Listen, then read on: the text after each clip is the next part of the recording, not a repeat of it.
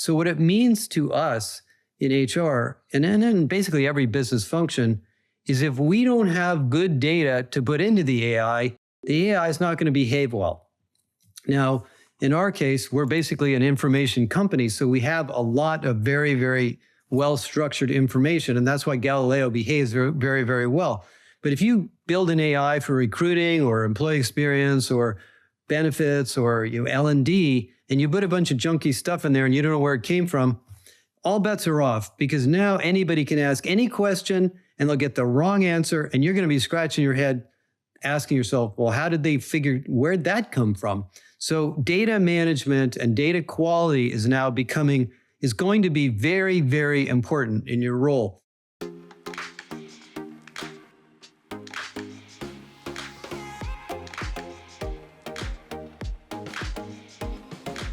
Hey everyone, welcome to the LinkedIn Presents Redefining Work podcast. This is the debut episode, the premiere of the 12th season. So I'm really excited to have a special guest to open the 12th season, my friend Josh Bersin. Josh probably doesn't need much introduction if you are a member of our audience who works in the HR and people and talent or even business space. I actually am still going to let him introduce himself in a moment. But I also want to share that I'm excited that the podcast is returning for another season in the LinkedIn Podcast Network. So we're grateful to be a part of the LinkedIn Podcast Network and excited to illuminate more of these stories about the evolving world of work. And there are a few people to help us calibrate where we are today, particularly as it relates to the field of HR, than Josh Bersin. So Josh, welcome back. I believe this is your third time on the podcast. So I don't have a three-peat jersey or anything like that they might have on SNL, but grateful for you to be back and have a ton of questions. So my first one, what would you like the audience to know about you before we jump in? Well, I think a lot of people have heard of me or know who I am. Essentially, I consider myself an analyst.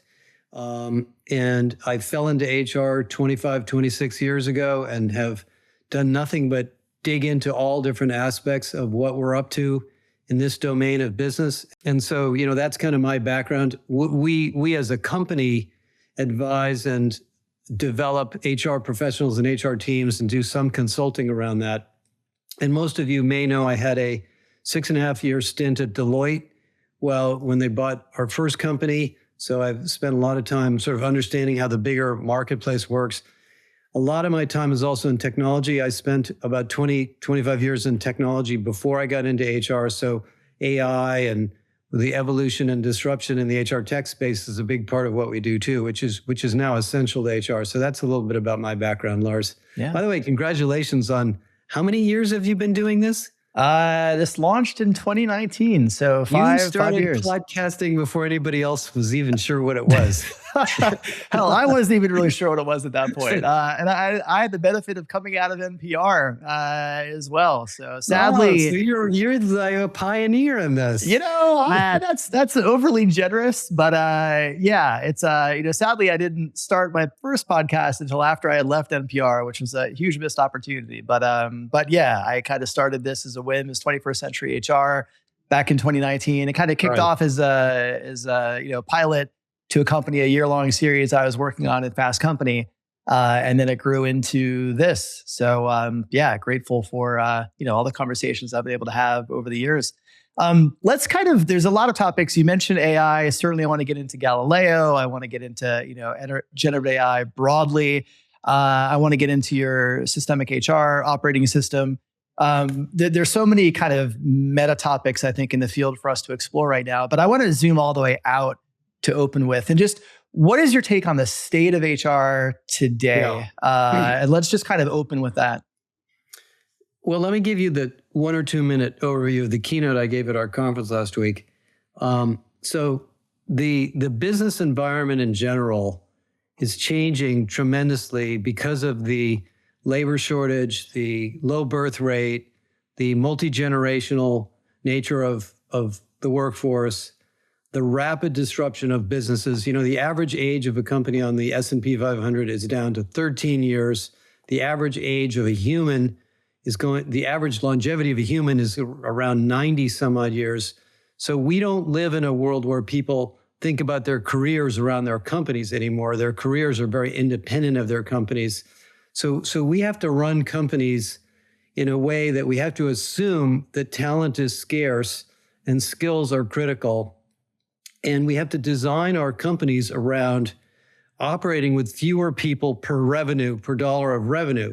And that's exactly what's happened. When you look at revenue per worker in the United States, the number of workers in the United States has barely gone up in the last decade or 25 years, but the GDP is exploding, which means that every employee is adding more value, more revenue, more profit, whatever you want to measure, in orders of magnitude more than they were a decade or two ago. So we got to really know how to take care of people, hire the right people, skill people.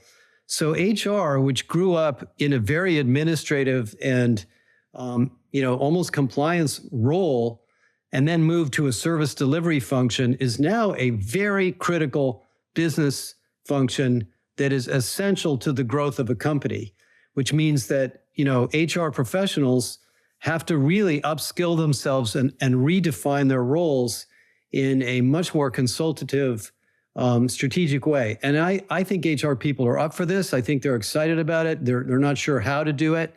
And in the middle of all that, you throw AI in there, which changes the way companies work, changes the way we interconnect with people and data, and then of course changes HR. So it's a very, very important and strategic time for HR to play a very important role. And we can talk about what that means industry by industry. So I'm just, I think anybody listening to this podcast who's in HR is probably inspired by, the opportunities they have, but then there's just a lot of challenges to learn and keep up on what's changing. So that's, to me, is the big picture.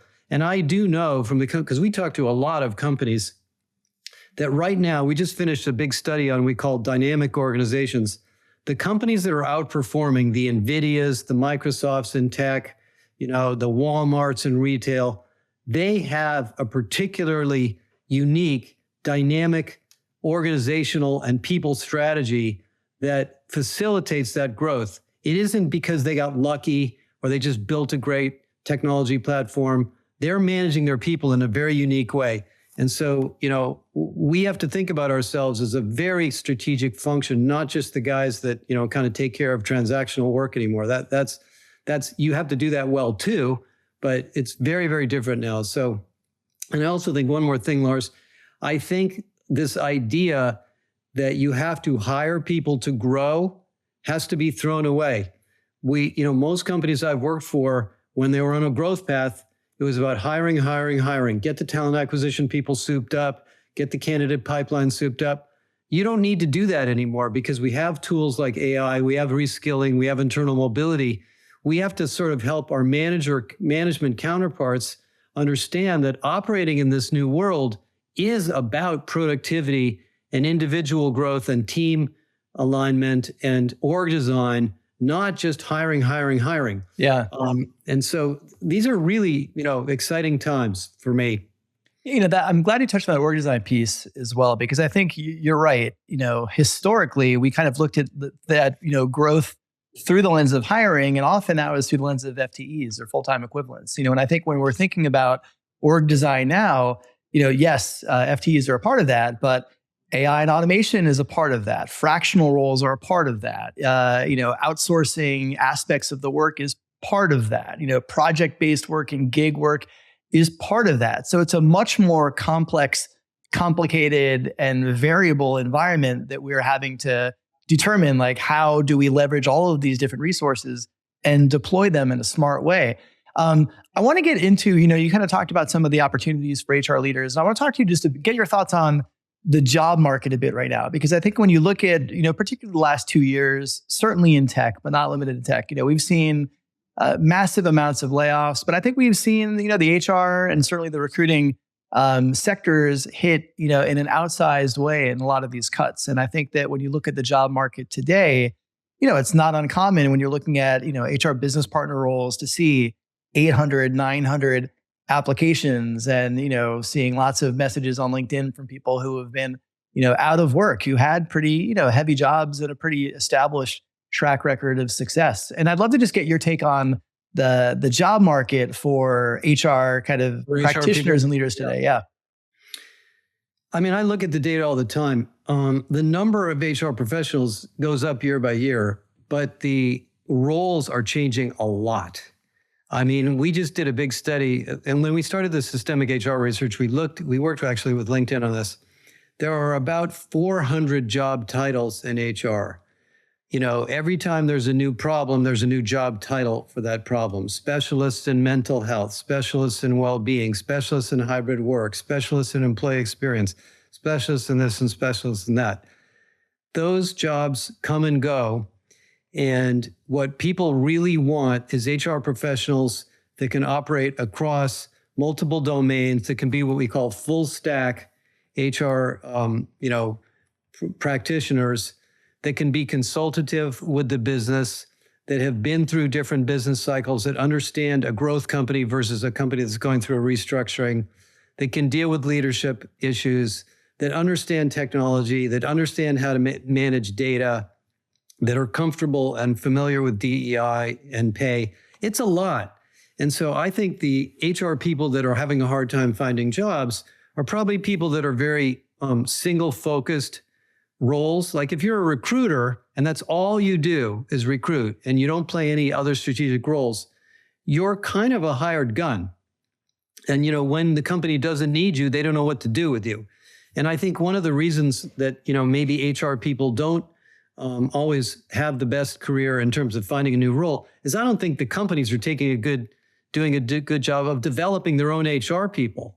I mean, I was just on the phone with the CHRO of a very large pharma company in Germany, and she said, she's new to the role. She came from the business. She said, I'm surprised that our HR people, most of them don't know each other, and none of them have worked in the business.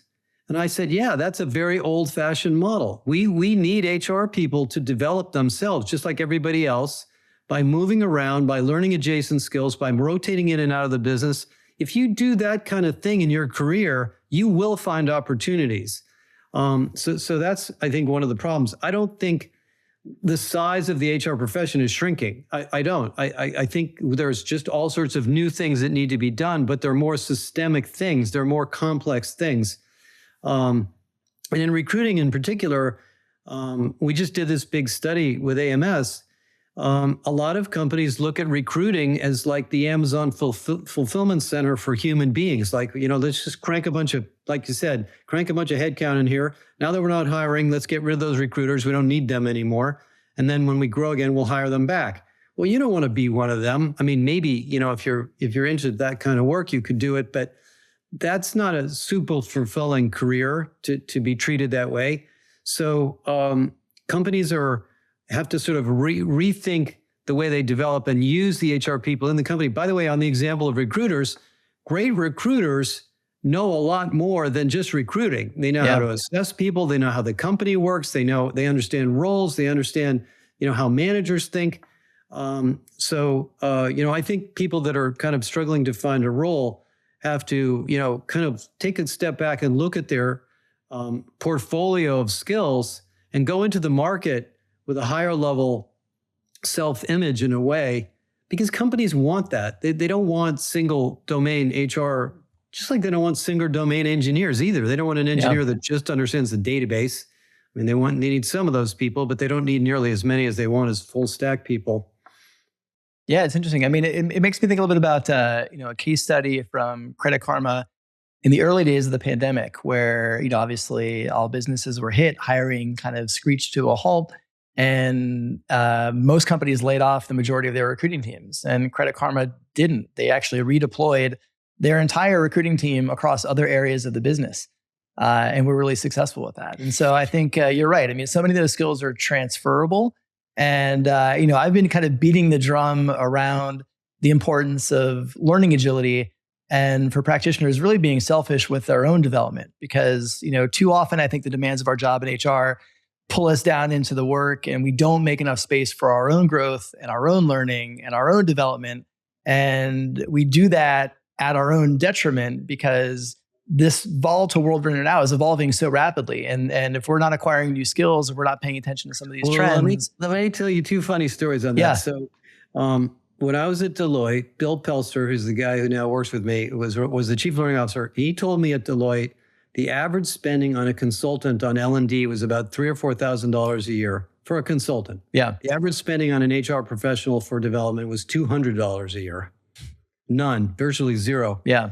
And so one of the reasons we built our academy was I kept running into companies saying, hey, we love your research. It's actually an education tool for us. Can you build more education? So I cannot agree more. I think everybody in HR has to realize that you're now in a profession that is really critical, really rapidly changing, and really interconnected. And every minute you spend developing yourself is going to pay off multiple times in your current role and in your future career. Yeah. I mean, look, I think you're right. And the additional part is it brings more value to your employer. So I think some people, they're like, oh, I'm too busy. I can't do it because I need to do this work. Well, look, if you're investing in yourself in this way, you're actually able to bring more value, bring more impact to your employer, and you're also bringing more resiliency to your own career. That gets to the issue of systemic HR. So if the company you work for is not willing to give you new opportunities or move you around, and you're stuck in a call center or in some administrative role, there's some responsibility on their part too, to treat the HR function like the dynamic organization that it is. Yeah. And that is another sort of part of the challenge. But I mean, we're bringing this up with companies all the time, and they're now completely aware of these issues, and they're really working on it. Yeah. Well, let's use this as a segue into systemic HR, because I know that you kind of introduced that as an operating model late last year. So for our audience who isn't familiar with it, what is systemic HR? How is it different than maybe the traditional HR that people, work in now and have been accustomed to? Well, when I started thinking of the name, and I didn't, and I remember I said to somebody, I think it's really, we're talking about this, thinking about this as a system. So let's call it systemic HR. And somebody says to me, that sounds like a disease. And it's, it turns out it is a good word. So the story is very, very clear. I think most people get it. The history of this whole profession was back office compliance administration, and then it moved into service delivery. And so HR departments were measured around their speed of delivering services to employees, maybe the employee experience metrics, employee engagement data, time to hire, cost to hire. So thinking about the HR department as an expense that we need to reduce the expense of and measure its delivery. It's sort of like we don't really want to have HR, but we have to have it. So let's make sure we hold it accountable, and let's keep the cost of it down. And I swear to God, most of the HR transformations I was involved in were all about that. Companies saying, we got too many HR people, it's costing us too much money, the data's no good, let's just clean up this mess and just tighten it down and build a bunch of COEs, reduce the number of headcount, et cetera. Well, that worked before we had this new world of a talent shortage, a labor shortage, a skills shortage, an engagement shortage, a leadership shortage, and everything else. Now we have to rethink this business function as, in a sense, a consulting organization. Because what happened during the, sort of transformation part of HR, the Ulrich model, and I know Dave Ulrich, and he did the world a big favor with all of his research. But in some sense, what he did is he designed HR, and I'm not blaming him, but this is kind of where the world went, around what I call the 1980s IT department. Oh, please reset my password. Thank you. Okay, bye. So now we think about HR as a problem-solving organization, a consulting organization, a systemic thinking organization, because the problems that companies have are not siloed problems. If we have a recruiting problem, it may not be a recruiting problem. It may be a brand problem. It may be a problem of not knowing who to recruit. It may be a problem of not understanding the skills in the company versus outside the company. It may be our pay. It may be diversity. It may be everything else. So what we did is we went out and interviewed a lot of companies and studied this. And of course, we built a maturity model. And we found that there's basically a stepwise process of getting to this more consulting-oriented position. At the level 4 level, and about 7% of the companies we surveyed and interviewed are at this level, the HR function operates like cross-functional teams. There are still COEs, virtual COEs, but the COEs aren't in silos. They're working together on business-related problems. And they do what we call falling in love with the problem, not falling in love with the solution. What happens a lot in HR, and I've been involved in this myself, is we sit around and we design something, a new recruiting program, a new onboarding program, an employment brand program, or whatever it may be. And then we roll it out and we make sure people know what it is and we teach them how to do it. And we kind of push it on them like a product team. And they're like, okay, great. One more thing from HR. Looks pretty good. We'll play around with it and see how it goes. Well, that is fine, if you know exactly what the problem is, but it may turn out that the problem that the company is facing is a little bit different than the thing you designed at a generic level. So we need to kind of move to this idea that we are problem solvers first, solution designers as a part of the problem solving exercise. And we need to understand that every solution we build, whether it's a platform or a program, has to be localizable and relevant to all the different stakeholders that we have. So it's a little bit of moving from HR as a service center to HR as a product group to HR as a consulting organization with services and products behind it. And what happens is when you get to this level 4, you have to cross-train HR people. You have to work in cross-functional groups. You have to understand the technology architecture. And you don't need as many administrators and business partners because you're working on more strategic things. And most of the CHROs I talk to, when we talk about what their really priorities are, they have lots of operational issues inside of HR and, connecting groups together, moving people around, developing people. But their most important issues are usually some big business transformation going on in the company that is really holding the company up. And they want to get the whole HR team to work on that. But they're not set up to do that because they're set up in these sort of operational COEs. So that's just a really high level overview. And we have a lot of information on the website. We have a maturity model. We have a lot of research and how-tos on this. See, it affects the COEs. It affects learning and development. It affects recruiting. It affects employee experience. It affects a lot of the traditional COEs. And it's really, in some ways, a liberating model, because most companies, when they get their heads wrapped around it, are like, wow, you're telling me I'm actually going to be free to use my skills in other ways besides this, little group that I'm a part of? Yes, absolutely. And the company will be happy, when you do that. So that's pretty high level, but that's kind of where it ended up. And we're still working on it. I mean, we're building all sorts of case studies and examples of how this is done in different companies, but it's really where we need to go. And by the way, this is where the rest of the company is going too. Most of the rest of the organization outside of HR is going through a very similar transformation of connecting groups together. Yeah. Well, you mentioned the maturity model and kind of giving us a window into what a level 4 looks like. What does the journey from level 1 to level 4 look like, right? So if a CHRO is watching this, listening to this, maybe they're in a pretty traditional kind of transactional HR environment, and we'll just role play it out, right? They get a new CEO. I'll give you the exact story. Yes. Okay. All right. All the time. I just talked to this company about it. Okay. Level 1 is we got all these HR people doing stuff. We got payroll, we got hiring, we got recruiting, we got training, we've got onboarding, we've got compliance, et cetera. And they're all doing their thing. And some part of the business says, hey, you're not keeping up with my area. So that part of the business says, the hell with you, we're building our own little HR group. And there's HR people sprinkled around the company doing all sorts of things, sort of connected together, but not really coordinated very well, with multiple systems, 5 LMSs, 72 different things in recruiting, et cetera. And somebody wakes up one day and says, this is a mess, we're cleaning it up. They hire a consulting firm or they do it themselves and they say, we're building an organized transformation, level 2.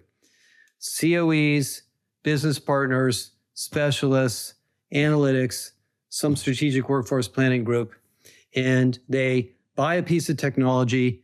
They oftentimes think that the technology is going to enable them to operationalize HR better, which it kind of does and kind of doesn't, because there's so much complexity to that. And they kind of come through level 2 and they look around and say, things are a little cleaner, but they're not that much better, because we've now reduced the cost and the complexity, but the self-service tools aren't very good. The managers need development. We've got these operational issues over here, operations issues over here. So let's beef up the business partners.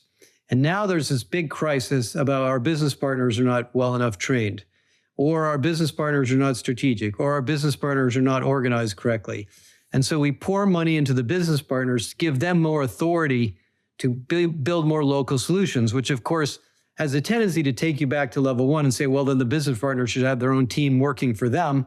Right. Right. So then eventually somebody says, wait a minute, hold on. Let's try a product-based approach. Let's take all of these operational issues.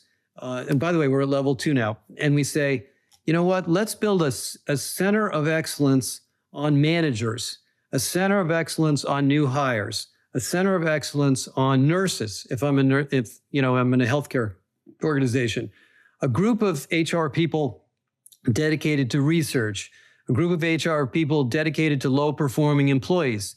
And you build these solution centers, and that helps. And now you're reaching level 3, where you're building products and offerings, and maybe even product managers who are focusing on these problem areas so that the interconnected COEs have another group or another, maybe they're jointly staffed to work on these, typical problems.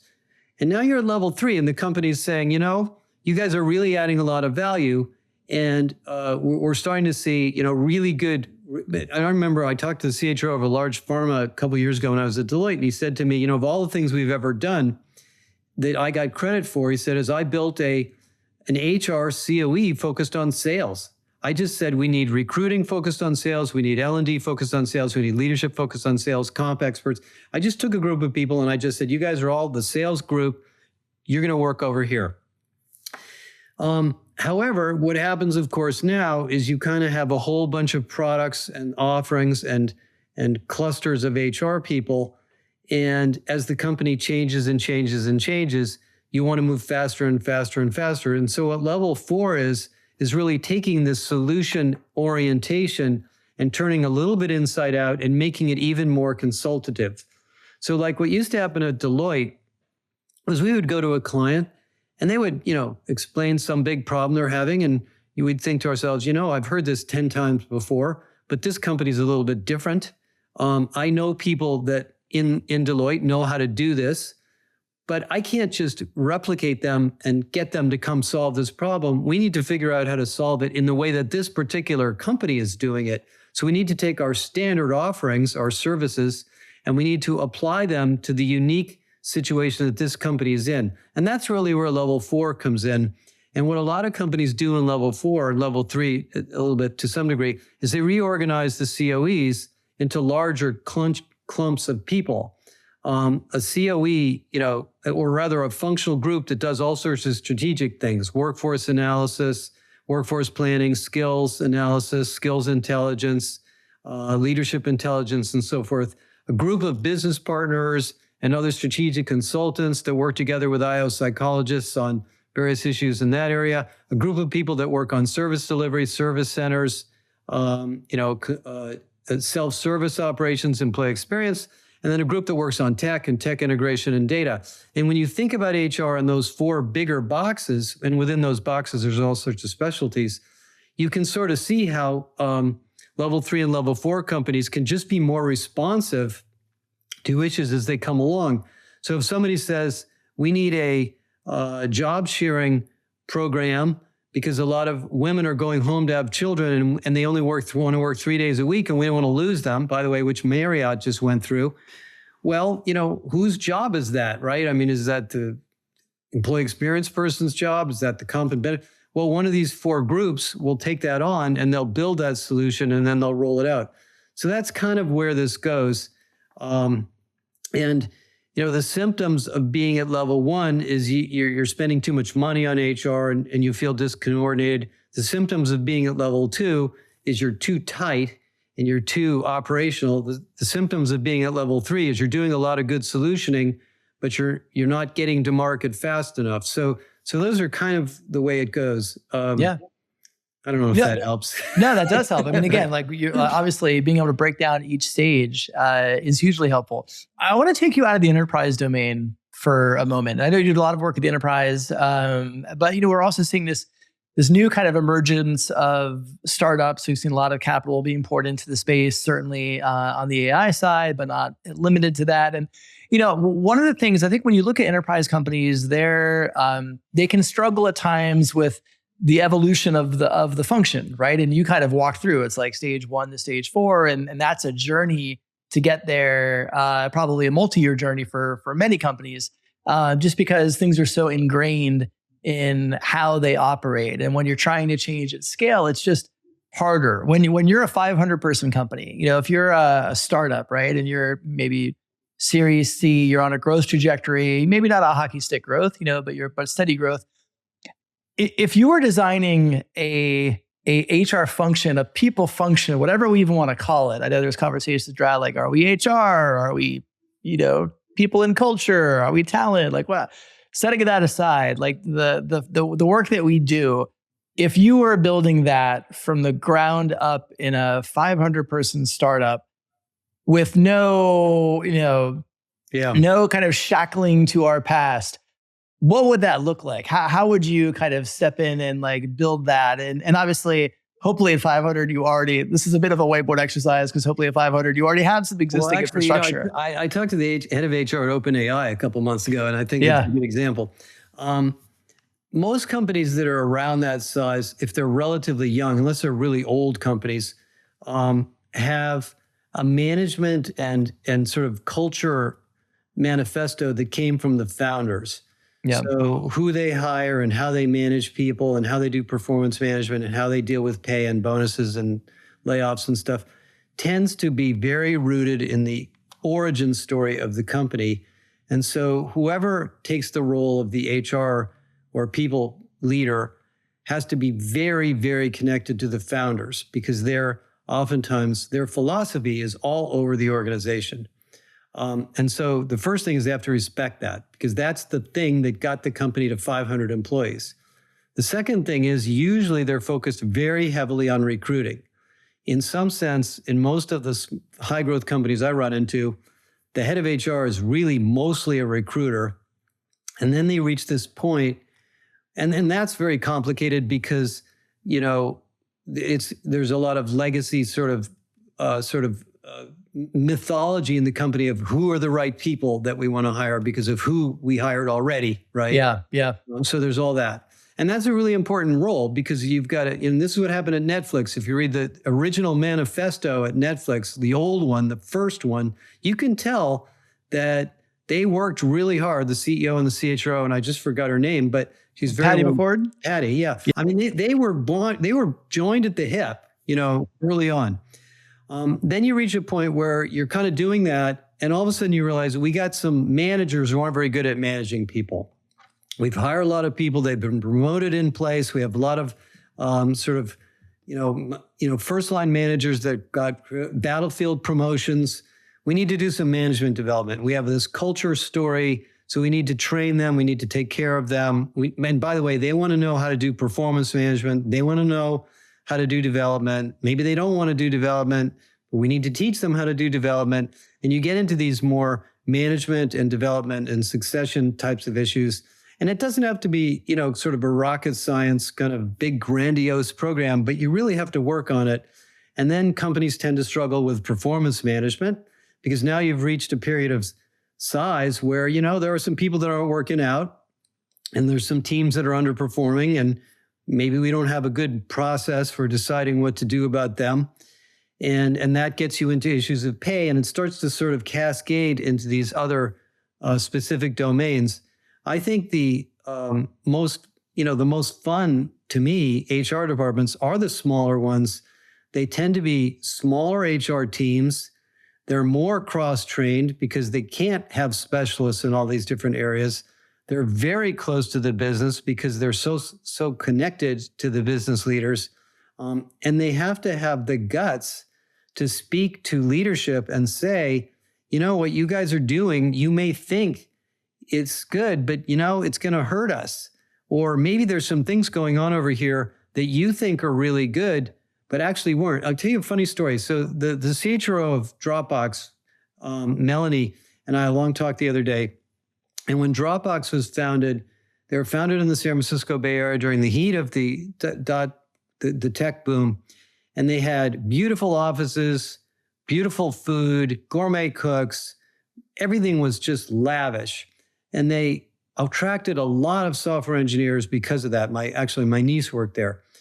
And, that was working great. They were growing, really high performing company, very exciting product. And then the pandemic came along and they had to send people home. And she said that she and Drew essentially said, holy smokes, everything we built is about to get destroyed. Our entire culture, our entire process, all of this, collaborate. By the way, people worked many, many long hours because of all the benefits, because they were getting dinner, at work. But people were willing to put up with that. Yep. And she said, what we realized is that our culture was not as good as we thought. We were doing great at the time, but a lot of people came to work for us because of the benefits, not because of the work. And she said, now that we have what I call a virtual first strategy, we're now realizing we're getting a larger, better population of candidates from around the world, people that are really excited about the work itself and the company and the job, not just the benefits. And we've really kind of gotten back to a new core of our culture of who Dropbox is. You have to be a real hands-on HR person to be willing to go through that kind of a transformation. So those are some of the things that I've seen. And I think, people that do HR in small companies are sometimes the smartest, most agile thinkers that I run into, because they've got, things coming at you all over. I mean, the woman who was doing HR at OpenAI, she just left. I mean, I won't get into the details. The stuff they were dealing with over there was just, massive. Like there's one person in OpenAI, she said, that does 90% of the work in this particular area. And we don't know we just want to put that person in a little box and not let anybody hurt them, right? I mean, there's things like that happen in small companies that you don't have to think about quite so much in big companies. So I think those of you who are listening to this who want to work in small, fast-growing companies, it's a great challenge. It's a tremendous learning experience. And if you haven't worked in a small company, I think everybody should. I certainly love working in a small company myself. And in some sense, it's the ultimate, HR challenge.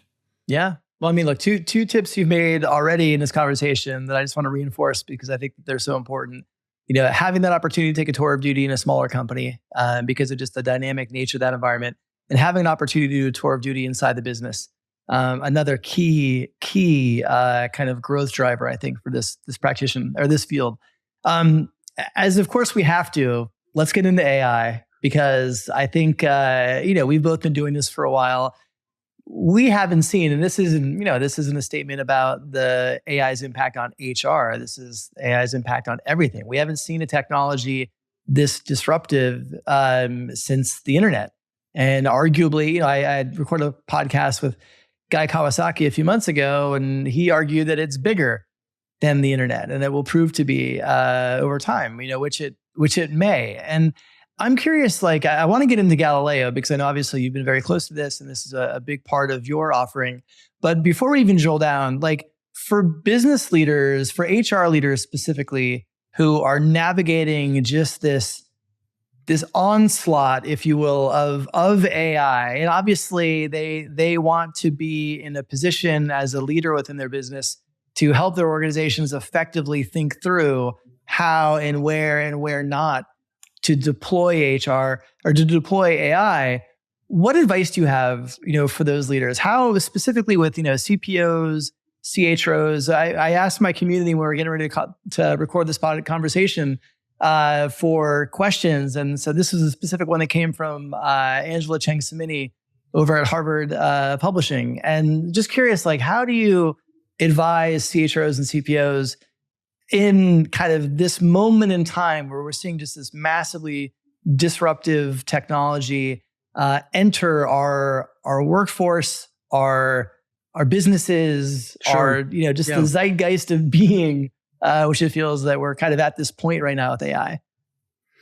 Well, okay, so I would agree with Guy Kawasaki. I think this is as important as the invention of electricity. I think we're in a new industrial age, post-industrial age, and we are lucky to be living here because it's going to be a very, very interesting journey. the number one thing that you have to do as a business person in general, as an HR person, is demystify what this is. I hate to say this. We just did a 3-hour workshop at Unleash, just going through the basics of what AI is and how it works and what these LLM things do and what is drift and what is hallucination and, why does it behave the way it does? You have to understand the basics. It's just like you have to understand that what is a website? What is a database? You can't go into meetings discussing this kind of stuff if you're kind of afraid of it. So we have a course in our academy that's a basic course on AI with all sorts of use cases, because what you'll find is if you just get familiar with the base sort of technology and what it's capable of, it's going to blow your mind. I mean, my mind has been blown now for a year. Yeah, same. And Galileo, as our particular example, gets smarter so much faster that I'm sort of amazed. What I was hearing the other day on a podcast is the scaling factor of AI is faster than Moore's law. Moore's law was the law of how quickly chips get faster over time. And it was, doubling every 2 or 3 years. Yeah. AI is like way faster than that. So if you don't have a kind of a conceptual understanding of it, you're going to find yourself constantly confused about what this is and how to do it. The second thing that I think you have to understand about AI is not software. AI is about data. So, you can buy a tool from Sana or, Microsoft or Google or whoever. It's not the tool, it's the data. So what it means to us in HR and in basically every business function is if we don't have good data to put into the AI is not going to behave well. Now, in our case, we're basically an information company, so we have a lot of very, very well-structured information, and that's why Galileo behaves very, very, very well. But if you build an AI for recruiting or employee experience or benefits or L&D, and you put a bunch of junky stuff in there and you don't know where it came from, all bets are off, because now anybody can ask any question and they'll get the wrong answer, and you're going to be scratching your head asking yourself, well, how did they figure, where'd that come from? So data management and data quality is going to be very, very important in your role, because the way these things are being architected is they have all sorts of intelligent front ends, but the back end is you load them with data of your company. So if you're building an onboarding tool or a candidate experience tool or an employee experience tool or a tool for managers to do compensation analysis, whatever it is, and you start sticking data in there and you're not sure if it's correct and you're not sure who's responsible for it and you're not sure where it came from, that should be a yellow or a red flag that maybe that isn't the right idea. So we're going to be spending more time with our IT counterparts, making sure we know where the data is. And by the way, keeping it up to date. Once you connect a person to an AI system, they're not just running a report, they're getting information out of the system in real time. So if it's a week old or a month old or a year old, you're giving them the wrong information. So there's some interesting things that are going to happen. Now that's called training. It's funny, the word training is a weird word, but what we're basically doing with these AI systems is we're training them with up-to-date information all the time. So there's going to be some really fun jobs in HR, sort of monitoring the AI systems and keeping them current and keeping them accurate and keep them up to date so that our employees can get access to all sorts of things that we used to do by hand. But that's the fundamental thing, is just get yourself comfortable with it. Our courses are very sort of HR oriented. I watched videos and YouTubes and, I'm constantly listening to podcasts about this to try to keep up on it. And I think if you just do that, you will find yourself immediately a part of this and not intimidated by it. Yeah. I would add to that. There's a tremendous book by Ethan Mollick called Co-Intelligence, Living and Working with AI. And I'm about halfway through it now. And it's a phenomenal read. And I think it's a great foundation to understand what these tools are, how they work, what's an LLM. And again, we have to have that level of fluency. And you talk about these new jobs. We're going to be expanding that HR library of job descriptions even more with this new wave of kind of AI. One more thing, Lars, that I think is really important too. Everybody in HR should get their hands on a tool they like. It can be Galileo, it can be the Copilot, it can be OpenAI, whatever you want, and play with it. You will get to understand it by using it. It's like if I gave you a copy of Excel and I taught you what it was, but you never built a spreadsheet, you wouldn't really know what it was until you used it. And the more you use these things, the more fascinated you will be by them. And you'll ask yourself questions like, well, wow, if it can do this, I wonder if it can do that.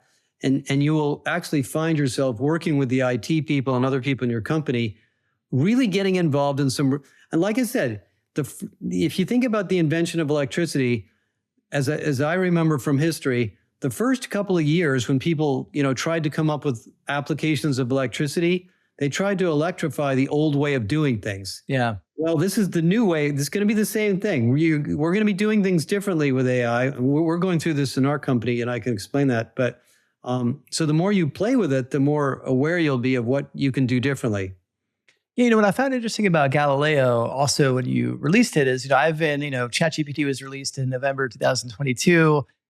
I think I started using it then. I've been drawn in since, and I've used a range of different tools. And, when you talk about data on the back end, I think specifically for HR use cases, and it's gotten better as we've seen higher models come out. So ChatGPT 3.5, you would ask some specific HR questions, you'd get some really interesting answers. 4.0 got a little better. The recent 4 Omega, even better, but it's still pulling from a data set that is the open internet. And obviously there's some good stuff there, and there's some very, very bad stuff in there as well. And all of that is shaping the answers. With Galileo, you leverage Sana to kind of train it on your data set of published materials going back decades, I believe. So I'm curious, is Galileo trained, is the LLM trained purely on kind of Bersin proprietary data over the years? Do you have inputs from other kind of trusted sources outside of the Bersin ecosystem? Like what is the data set that is pulling from? Okay, well, thank you for giving me the opportunity to talk about it. This has been the most enjoyable part of my entire career in doing this. So, I've spent 28 years doing this, and that includes industry studies, maturity models, case studies of companies, articles I've written on the blog, podcasts, vendor interviews, vendor analyses, and so forth. They're all in my head. And so what we did as a company is we basically took all of that content, we put it into a data store, and we put it into the LLM. So this, system has deep domain. It has the books that I wrote, I wrote 3 books and so forth. It has deep domain expertise on HR practices, case studies and examples in many, many industries, benchmark data, data about vendors, information about use cases in different applications, and lots of stories which make it actually fairly intelligent in understanding the cultural issues around all these things. We didn't want it to be connected to the internet because there's listicles and all sorts of junk up there that we just didn't want. I don't think they can find that on their own. They don't need us, right? I mean, we're not adding any value doing that. We turned it on, started using it, and it blew our minds almost immediately. It can answer questions that we don't even typically know how to answer. So you can go to Galileo, you can say, I'm responsible for a nursing team of 10 nurses. I need to hire 2 leaders. I have high turnover. This is basically the level of tenure I have. What would you advise I do to recruit the right people? What skills should I be looking for? What are some behavioral interview questions I should ask? And by the way, what do you suggest I do about the people that are, that aren't showing up for work on time? And it'll write you a research-based answer. It'll show you the sources. You can mouse over them and read the sources. And then it'll ask you another question like, did you think about pay? Did you think about so-and-so? So it's a very smart, and that's because it's narrow and deep. It doesn't try to do everything. It knows this domain really, really well. So what we did this, last couple of weeks is we announced some additional content. We don't know everything. We don't have data on everything. But we know where a lot of data is. So we added the skills model from Lightcast. So now the Galileo has about 1,000 job titles, job descriptions. and skills associated with those jobs from the Lightcast data set. So it will give you very specific information about those roles. What are the skills that you need? We added the leadership framework and leadership model from Heidrick and Struggles. So now Galileo doesn't only know a lot about the leadership research we've done and all the case studies, but it knows what senior leader assessments are all about, and it can answer questions about how you find and assess and develop leaders. And you can use it to develop yourself, by the way, because it's basically also kind of a management coach because it's got all this HR stuff in it. We added benchmarking data from Visier, initially on 2 benchmarks, voluntary turnover by industry, role, tenure, and managerial level, and span of control with the same dimensions. So you could ask it questions like, here's roughly the way my team is structured. Here's roughly the turnover I have. Where do I sort of score relative to other companies? What do you think I should be doing to improve it? And it'll really give you a very educated answer to questions like that. And then the fourth thing we added was global employment practices data, because a lot of the early users were trying to use it for things like, how much should I pay this engineer who lives in Austria? Or what is the vacation policy in Australia? So, we don't have that stuff. So we got that from a company called Oyster, which is an EOR company that's growing like crazy. So what we're going to do with it is we're going to keep finding trusted data sources that we think are really important and see if we can license that data or get it and put it in there, because we want it to be able to really handle, the vast majority of issues we run into in HR. The other thing that found out, Lars, was when people started playing with it, they all loved it, and it's saving them all sorts of time and doing their jobs. 2 things happened. The first is they said, well, we were giving it to our HR business partners, and the HR business partners are using it and saying, well, you know what? If we use this tool, I'm not sure what my job is. I wonder if we should give this tool to the managers, and then my job is to support them so they can become more educated about this stuff. So it's very useful for that. The second thing that's happening is people are starting to ask us to connect it to back-end systems. So, if I go in there and I say, why am I having high turnover on such and such? And then it gives me some recommendations about compensation or benefits. I might want to ask it, by the way, what's the average compensation in my group, and send a message over to Workday and get that data back. So that's the next thing we're going to work on, is some action integrations to some of the back-end systems. Yeah. I mean, it's, for me, the frustrating thing, as being in the publishing industry is, when you publish stuff, you never know if anybody's reading it. Now we know people can find things without having to do a search, and they can use it in the way that's relevant to them, right? Everybody doesn't want to read everything you wrote. They want to read the one thing they need right now. So it's really, really powerful. It's fascinating. I think ultimately that's going to be a model. We're going to see a lot of other places, a lot of content creation organizations follow your lead and kind of train LLMs on their content and data, where, you look at even from a publishing standpoint. If you could just train an LLM on any one of your book, and now you may have a AI chatbot that can be released with your book. So somebody buys your next book, they get a bot. So yes, they could read your book, but I agree. You look at these companies like NPR and the New York Times. I wouldn't license my data to OpenAI. I would just build my own chatbot. Yeah. It's not that hard. We did have to work on it, but it's going to be really good for publishers, content creators, people like you and me, and consulting people like us. And it's going to be great for consumers because searching for stuff on Google and getting 50 pages of ads before you find the right answer, nobody's enjoying that anymore. Yeah, even going back to AI, I've been using Perplexity for search over Google for the last several months, and it keeps getting better and better. And it's amazingly powerful. You can pick whatever LLM you want to connect to on the back end. So it's great.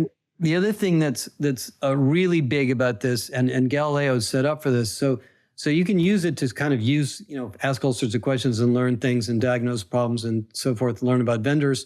But then you want to generate content. So you want to say, generate me an RFP, or generate me a checklist, or generate me a test, and it does all that. But then you want to put your data in it and say, okay, well, now here's our leadership model. Here's our, hiring practices. let's stick that in there. So now when somebody else uses it, it doesn't just give you the generic, Bersin research answer. It says, and by the way, at our company, we do this, this, and this. And so you should look at these things. Those are just massive. Think about the training. Yeah.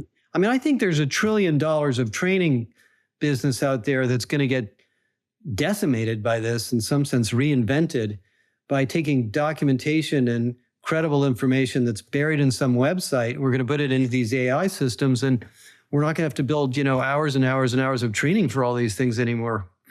It's exciting. I mean, and again, to your point, like this is, first inning, if we're going baseball analogy in this. We're just getting started. Well, we can talk to these things now. I was just talking to Sana this morning.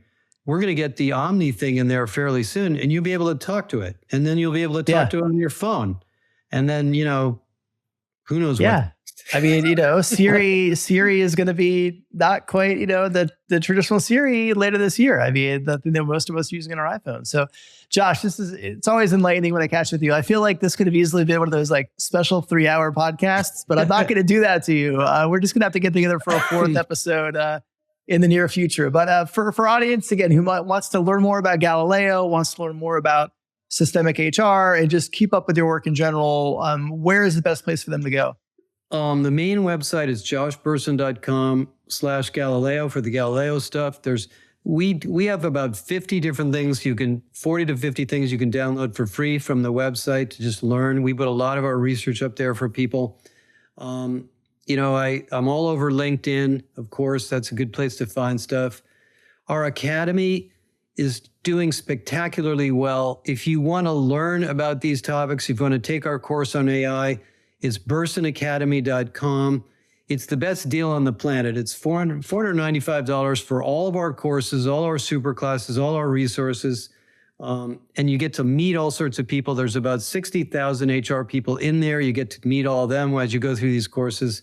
So those are sort of the basic places. And if you're a big company and you want to just talk to us about some of the big advisory things, just email us or go through and fill out a form on the website. We'll get hold of you and talk to you because we're all sort of consulting types at heart, and we like to, help large organizations deal with their, unique challenges. Yeah. Well, Josh, thank you for your work in this field. Thank you for helping us all get a little bit smarter about systemic HR, AI, and just all the meta things that are impacting our field. So I appreciate your voice and your leadership. And as always, I appreciate you making time to come on the podcast and share. Thank you so much. My pleasure.